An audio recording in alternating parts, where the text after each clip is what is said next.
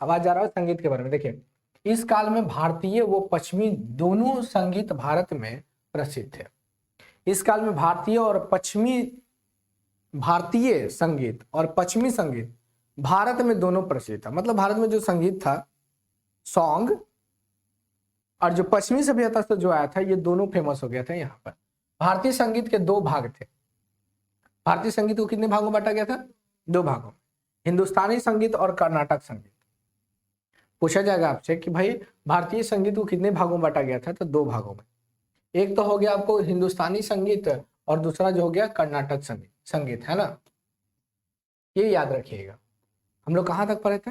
इसके बाद ये ना, इधर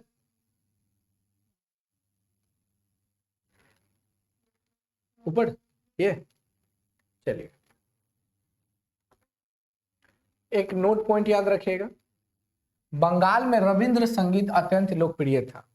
उस समय की बात कहते हैं, अंग्रेजों के समय पे तो बंगाल में रविंद्र संगीत जो था ना, बहुत ज्यादा फेमस था। हिंदुस्तानी संगीत को लोकप्रिय बनाने में महाराष्ट्र के विष्णु नारायण भातखंडे व विष्णु दिगंबर पुलु शंकर मुख्य योगदान रहा है। ठीक है, हिंदुस्तानी संगीत जो था काफी ज्यादा लोकप्रिय था। महाराष्ट्र के विष्णु नारायण जो थे और विष्णु दिगंबर जो थे, ये काफी ज्यादा योगदान था, इनको संगीत के रूप में योगदान दिए थे। अलादिया खान और उस्ताद अलाउद्दीन खान ने हिंदुस्तानी संगीत को काफी ज्यादा लोकप्रिय बनाए थे। तो याद रखिए, हिंदुस्तानी संगीत के ये जो लोकप्रिय व्यक्ति थे, इनका नाम याद रखिएगा। और अलादिया खान और उस्ताद अलाउद्दीन खान जो थे, ये हिंदू संगीत को क्या किए थे? बहुत ज्यादा लोकप्रिय बनाने का काम किए थे। महाबैद्यनाथ अय्यर, पट्टनम सुब्रमण्यम अय्यर व MS सुब्बुलक्ष्मी के साथ साथ कई अन्य संगीतकारों ने कर्नाटक संगीत को भी प्रसिद्धि दिलाई। यहां अगर बात किया जाए, महाबैद्यनाथ अय्यर और पट्टनम सुब्रमण्यम अय्यर और ये सुब्बुलक्ष्मी जो थे, इसके साथ साथ ये लोग ने कर्नाटक संगीत को काफी ज्यादा प्रसिद्धि बनाया था। वाद्य संगीत में पश्चिमी संगीत यंत्रों जैसे पियानो, वायलिन, गिटार भी इसमें से बहुत ज्यादा प्रसिद्ध थे। भारतीय संगीत में वाद्य यंत्र जैसे कि अगर सितार, तबला, सितार की अगर बात की जाए, सितार,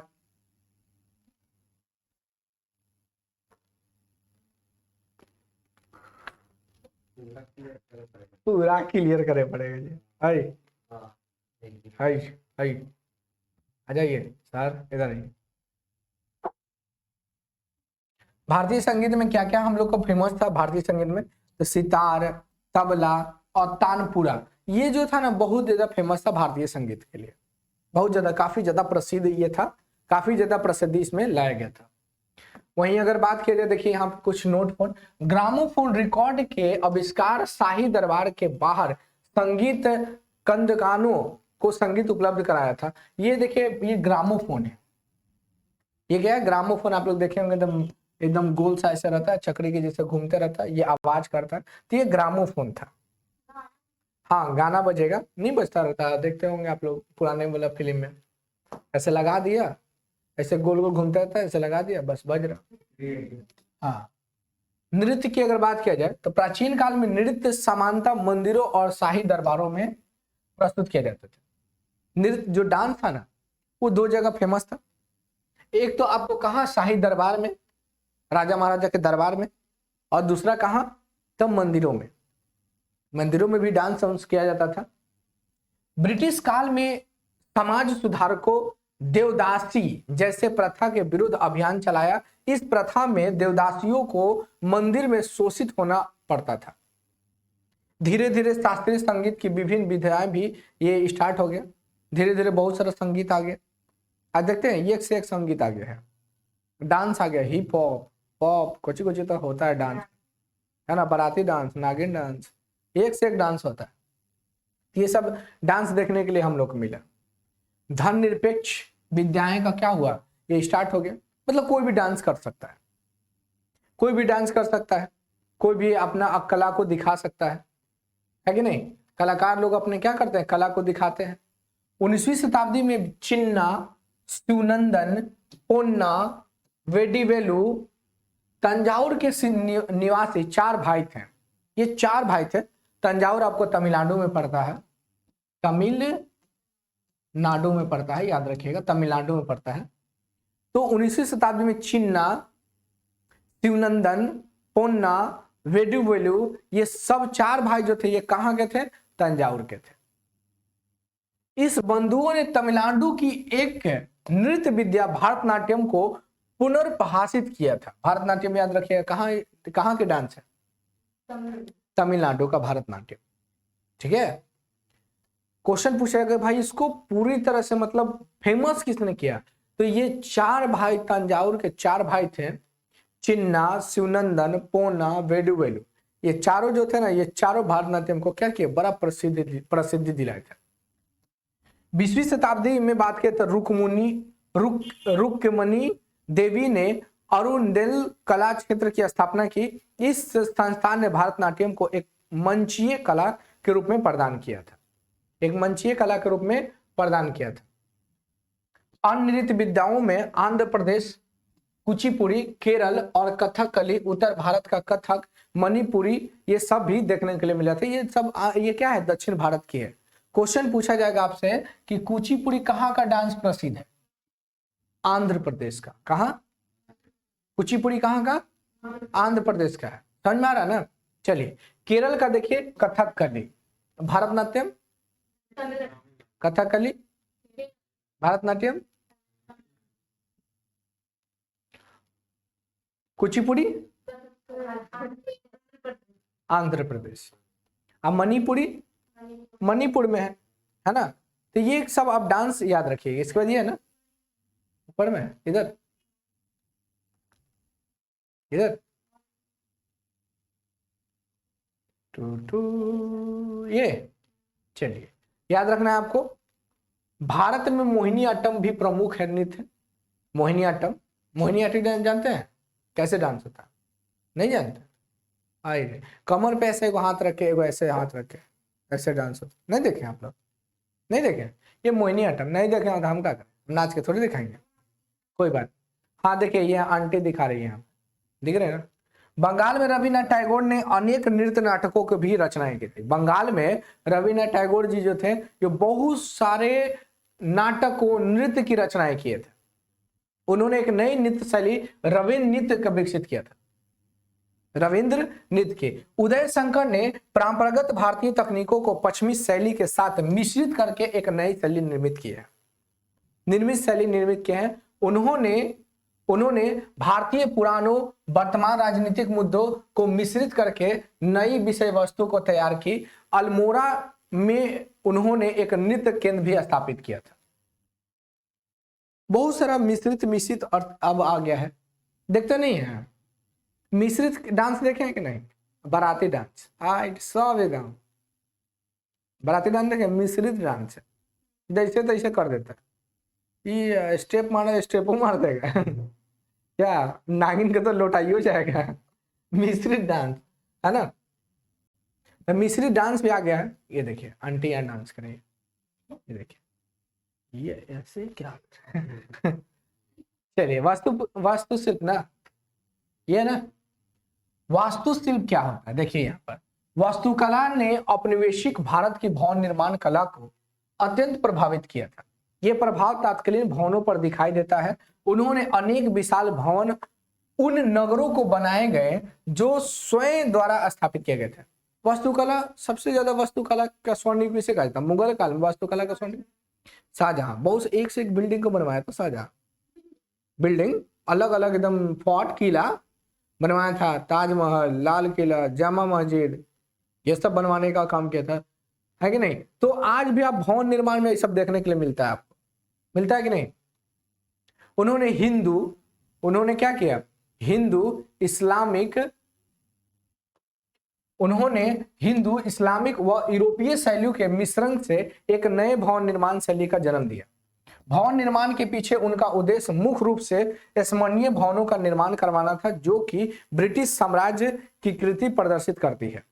इस प्रकार विशाल भवन आप लोग देखे होंगे, जैसे देख सकते हैं यहाँ पर प्रिंस ऑफ क्या जी वेल्स म्यूजियम 20वीं शताब्दी में बनाया गया था।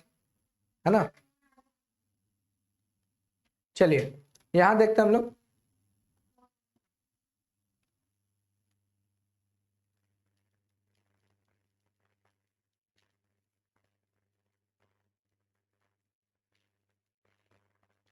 चलिए क्या है बम्बई, यहाँ पे देखें हम लोग संरचनाएं दिखाई देखने के मिलता है। चेन्नई मुंबई आज भी देखी जा सकती है, इसमें अधिकांश आपको जो है गोथिक शैली में निर्माण किया गया। ये वास्तुकला मतलब बिल्डिंग बनाने की एक शैली है जिसको गोथिक कहते हैं। आज भी आपको बड़े बड़े बिल्डिंग बनाने के लिए दिखता है ना, एक से एक बिल्डिंग बनाए जाते हैं। बम्बई वर्तमान नाम क्या है, मुंबई वर्तमान नाम क्या है। ब्रिटिश काल में बम्बई एक प्रेसिडेंसी नगर था। ब्रिटिश काल में बंबई क्या था, एक प्रेसिडेंसी नगर था। इस नगर के वाणिज्य केंद्र भी उभरते देखे, यहां पर देख सकते हैं हम लोग। देखिए 1853 से देश की प्रथम रेलवे लाइन बंबई से थाने के बीच में चली थी। कितने किलोमीटर, 34 किलोमीटर चला था, लॉर्ड डलहौजी के शासनकाल। बंबई से कपास का बड़े पैमाने पर निर्यात होता था। निर्यात मतलब बेचना, आयात मतलब लाना। मतलब कोई देश मान लीजिए भारत कपास बेच रहा है तो निर्यात एक्सपोर्ट कहलाएगा, और जब भारत में कोई चीज आएगा तो उसको आयात या इंपोर्ट कहेंगे, है ना। तो बंबई जो था कपास के बड़े पैमाने से निर्यात किए जाते थे। 1869 ईस्वी में स्वेज नहर के खुलने के पश्चात इंग्लैंड मुंबई के बीच यात्रा में लगने वाले समय बचत हो गई। स्वेज नहर 1869 में इसका निर्माण हुआ। स्वेज नहर पर अधिकार किसका है, मिस्र का। मिस्र ये नहर है। अब ये नहर की वजह से पहले जो था ना, ये आपका इस प्रकार से है, ये ऐसे अफ्रीका है और यहीं पर आपका स्वेज नहर है, ठीक है। यहां पर आपका स्वेज नहर है, हम बना के दिखाते थोड़ा सा। ये अफ्रीका कॉन्टिनेंट बना है, ये बना है इधर भूमध्य सागर बनाते हैं, और इधर हो जाएगा इंग्लैंड यूरोपीय देश। तो पहले भारत उधर से जाना था तो ऐसे घूम के जाना पड़ता, ऐसे तो काफी लॉन्ग डिस्टेंस हो गया कि नहीं। लेकिन अब जो है ना कि जब बन गया तो आप इधर से एकदम स्वेज नहर से होते हुए ऐसे जाके आप इधर आ सकते हैं। तो डिस्टेंस क्या हो गया, कम आ गया। आज पुल बन जाने से डिस्टेंस कम हुआ कि नहीं, पुल बन जाने से कितना डिस्टेंस कम हो गया। उसी प्रकार से यहाँ पर स्वेज नहर का निर्माण किया गया। क्वेश्चन पूछेगा स्वेज नहर का निर्माण कब हुआ, 1869 में। स्वेज नहर पर किसका अधिकार है, हाँ स्वेज नहर जो है ना लाल सागर और भूमध्य सागर को जोड़ती है। किसको जोड़ती है, लाल सागर और भूमध्य सागर को जोड़ने का काम करती है, ये याद रखिएगा। मुंबई का पुर्तगालियों नाम बम्बईयान, मुंबई का पुर्तगाली नाम जो था बम्बईया था, बम्बईया था। मुंबई को मुख्यतः ब्रिटिश कालीन भवनों का निर्माण के लिए प्रसिद्धि मिली। ब्रिटिश काल में बहुत सारा भवन का निर्माण करवाया था मुंबई में। आज भी देखते हैं मुंबई बहुत फेमस जगह है, हीरोइन हीरो बनने के लिए सब मुंबई जाता है, सब है कि नहीं। तो बहुत ज्यादा फेमस है। यहाँ का टाउन हॉल की परिकल्पना थॉमस कॉपर ने की थी। इसका निर्माण 1833 ईस्वी में किया था, ठीक है। कौन क्या कब हुआ था टाउन हॉल का, किसने किया था, थॉमस कॉपर ने। विशाल मुंबई उच्च न्यायालय का भी निर्माण फुलर द्वारा किया गया था। उच्च न्यायालय फुलर के द्वारा निर्माण किया गया था बंबई का, मुंबई उच्च न्यायालय का। गेटवे ऑफ इंडिया का निर्माण जॉर्ज पंचम ने 1911 में भारत आगमन पर किया गया था। गेटवे ऑफ इंडिया की बात किया जाए, इंडिया गेट नहीं, इंडिया गेट का निर्माण 90,000 लगभग 90,000 सैनिक जब शहीद हो गए थे प्रथम विश्व युद्ध में, तब गेटवे ऑफ इंडिया का निर्माण करवाया गया था। कहाँ है, दिल्ली में। इंडिया गेट का निर्माण, लेकिन गेटवे ऑफ इंडिया कहाँ है, हाँ कब निर्माण हुआ, 1900 कौन करवाया था, हाँ जॉर्ज पंचम, George 1, George 2, George 3, George 4, George 5, तो जॉर्ज पंचम, 5 को जॉर्ज, है ना। चलिए केंद्रीय मुंबई स्थित फ्लोरा फाउंटेन का निर्माण 1864 ईस्वी में किया गया था। मुंबई में ये फ्लोरा फाउंटेन, क्वेश्चन भी पूछा जाता है कि भाई फ्लोरा फाउंटेन कहाँ है, तो मुंबई में है। इसका निर्माण 1864 में हुआ था। सुंदर आत्मकद मूर्तियों के लिए सुसज्जित किया गया है। बहुत सुंदर सुंदर इसमें मूर्ति बनाए गए, काफी ज्यादा इसमें सुंदर मूर्तियां बना है, उसके लिए फेमस है। कौन, फ्लोरा फाउंटेन। कब निर्माण हुआ, 1864 ईस्वी में सुसज्जित किया गया। 1864 तो है। नाम रोमन देवी के पर पड़ा है। इसका नाम किस पे पड़ा? रोमन, रोम की जो देवी थी ना फ्लोरा, उसी के नाम पर पड़ा है। फ्लोरा फौना नहीं, फ्लोरा एगो फूल होता, फौना पौधा, वो वाला नहीं। ये आपका है रोमन जो देवी है ना, रोमन देवी, रोम किसकी राजधानी है? इटली की राजधानी रोम है। वहां की जो देवी, प्रसिद्ध देवी है ना, फ्लोरा नाम है, उन्हीं के तर्ज पर यहाँ पर सुंदर मूर्तियां बनाया गया था। ठीक है। Victoria terminal railway station Indo Saracenic भवन निर्माण शैली का अंतिम प्रत उदाहरण देखने के लिए मिलता है। विक्टोरिया झील कहाँ है? अफ्रीका में है। विक्टोरिया झील कहाँ है? इसे कितने देश लगते हैं? 3 गो, केनिया, तंजानिया और युगांडा। कितने? विक्टोरिया झील से निकलती है व्हाइट नील और ब्लू नील, और दोनों मिलती है खार्तूम में, बन जाते हैं नील नदी। विश्व की सबसे लंबी नदी कौन है? नील नदी। समझी? विक्टोरिया झील से निकलती है। विक्टोरिया झील से 2 नदी निकली, एक का नाम है श्वेत नील और दूसरा का नाम है नीला नील, और दोनों मिलती है सूडान की राजधानी खार्तूम में, अब बन जाती है नील नदी बन जाती है, और चल जाती है मिस्र में, है ना, मिस्र में गिर जाती है भूमध्य सागर में। तो याद रखिएगा इस सब चीजों को। उसके बाद छोटू इधर है, नीचे इधर, चलिए बोलिएगा।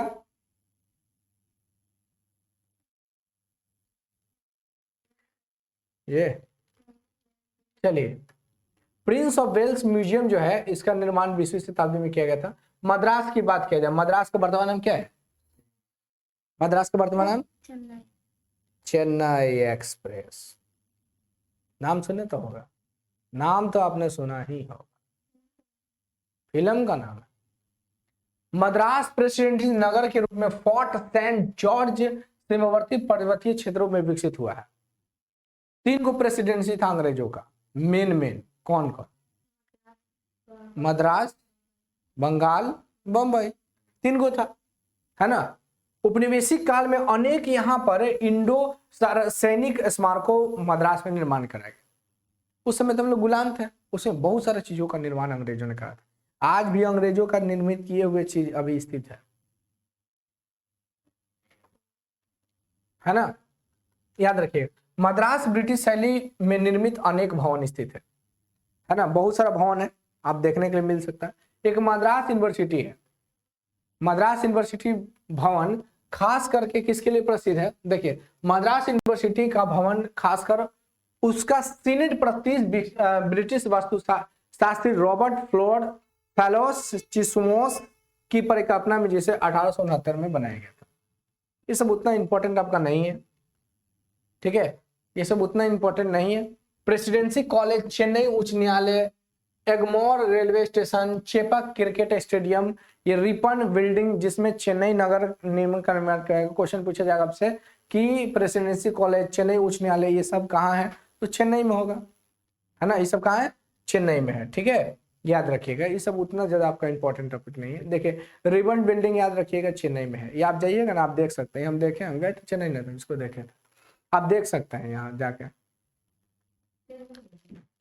जी सर, चेन्नई। इंडो, थोड़ा सा नोट्स पॉइंट समझिएगा। इंडो सारास्किनिक का मतलब क्या होता है? इंडिया और तुम्हारा अरबी दोनों का मिश्रण को कहा गया।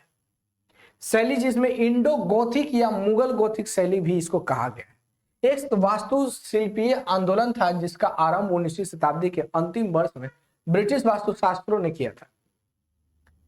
देशज इंडो इस्लामिक व भारतीय भवन निर्माण वास्तु शैली को प्रसिद्ध गोथिक शैली को, जो कि विक्टोरिया कालीन ब्रिटेन के अत्यंत प्रचलित थी, मिश्रित किया गया। इस प्रकार एक नई भवन निर्माण शैली अस्तित्व में आई थी,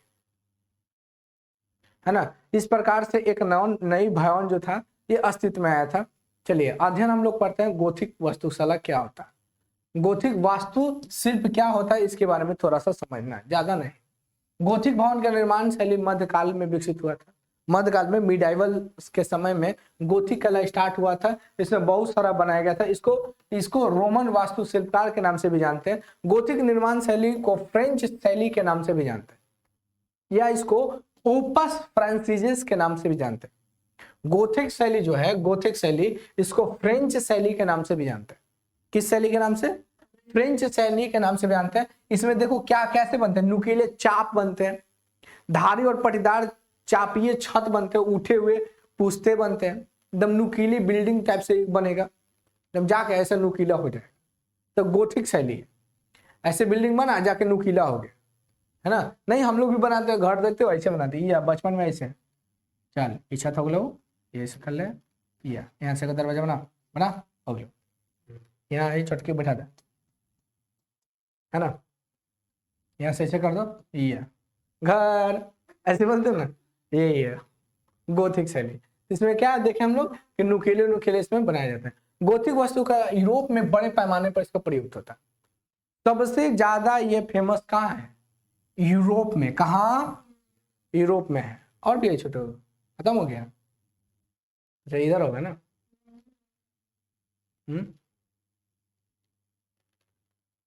खत्म हो गया? चलिए, समझे कि नहीं? है जी, करे नहीं है। कौन सा बताना? ये है क्या? है तन्नी सुन है, रुक जाइए। 1 तारीख से क्लास 9 का क्लास स्टार्ट हो रहा है, याद रखिएगा। शैली से निर्मित इसी वास्तुशिल्प का प्रयोग यहाँ किलो, भवनों, टाउन हॉलों, मंडल संगभृत विशाल विश्वविद्यालय और कहीं कहीं व्यक्तिगत निवास स्थलों के रूप में इसका विकास किया गया। यहाँ लगभग सभी महान चर्च, प्रधान गिरजाघर गोथिक शैली के ही बने हुए हैं। देखिए ये गोथिक शैली के, देख रहे नुकीले नुकीले एकदम। देखिए अच्छा से दिखाते हैं, देखिए ये देख रहे हैं गोथिक संरचना कैसे है। आप लोगों ने ऐसे दिखाते, रुक जाइए रुक जाइए, हम दिखाते हैं। क्या कह रही हो? कुछ कह रही थी क्या? गोथिक बोलते हैं ना जी।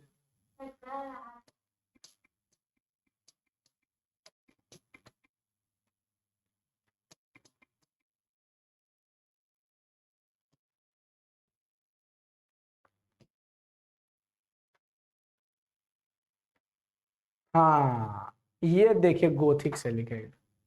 अब आप लोग को समझ में नहीं आएगा तो हम क्या करें। देख रहे नुकीले नुकीले चाप जैसा छत बना हुआ। देखिए ये गोथिक से लिखा है, गोथिक से लिखा है। देखिए ये गोथिक सिल्क में बना हुआ है, कितना अच्छा देख रहे हैं ना। नुकीले नुकीले इस प्रकार से बिल्डिंग आपको दिखेगा। सबसे ज्यादा नुकीला नहीं दिख रहा है, ऊपर है तो दिखा रहे हैं, तुम निचवा क्यों देखती हो? यहाँ देखो, अब दिखा, है ना। रंग झड़ गया है, इसको जाके पोतवाए पड़ेगा, चुनना। कौन सा चैप्टर है? हाँ बी। चलिए ये देखने के लिए हम लोग को मिला है ना। इसके बाद थोड़ा सा समझिए, थोड़ा सा और है यहाँ पे। गिरजाघरों, चर्चों, ये सब का भी निर्माण कराया। किसी भी भवन में प्रयुक्त गोथिक शैली ऊर्ध्वाधरीय निर्माण और प्रकाशीय व्यवस्था पर अधिक बल दिया, क्योंकि भाई प्रकाश उर्काश इसका अधिक है। इसमें लाइट उट प्रवेश करे, बड़ा बड़ा बिल्डिंग में लाइट नहीं ना आता है ये, तो लाइट उट का भी व्यवस्था इसमें क्या कि इस प्रकार से इसको बनाया जाए कि लाइट उट का भी इसमें क्या हो, आ सके आसानी से, है ना। तो यही था एक। आप गोथिक के बारे में देखें, गोथिक के बारे में समझे थोड़ा सा, यहाँ और देख लीजिए थोड़ा सा। इसमें क्या था, एक गोथिक एक ऐतिहासिक व सरहदीय भवन थी, जो ऊंची लाटों, बुर्जियों और अटारियों शिखर के रूप में इसको बनाया गया। ऊंचा ऊंचा भवन के रूप में इसको दिखाया गया। गगनचुंबी यानी बहुत लंबे लंबे बड़े बड़े बिल्डिंग के रूप में इसको बनाया गया, है ना। तो ये आपको याद रखना है। कोई दिक्कत है इसी प्रकार से? किसी प्रकार से दिक्कत है? समझ में आया? चलिए आप समझे, ये सब आपको इंपॉर्टेंट, आपका तो